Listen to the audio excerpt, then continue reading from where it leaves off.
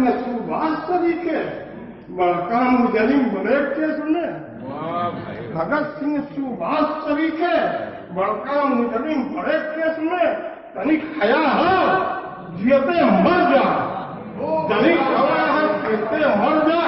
आज के इस माहौल में जब असहिष्णुता तेजी के साथ बढ़ रही है, विशेष करके युवाओं के भीतर एक इंटॉलरेंस का माहौल बनता चला जा रहा है, बढ़ता चला जा रहा है, लगभग सभी संप्रदायों में देखने के लिए आ रहा है।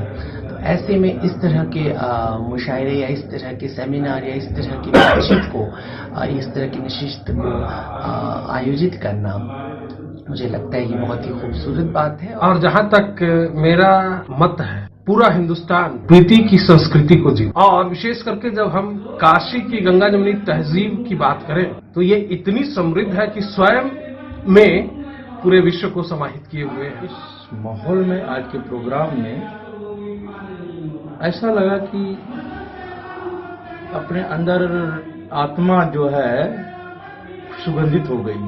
जैसे चंदन कोई सुगंध लेता है तो चंदन जैसा कि हो जाता है, खुशबू से हो जाता है।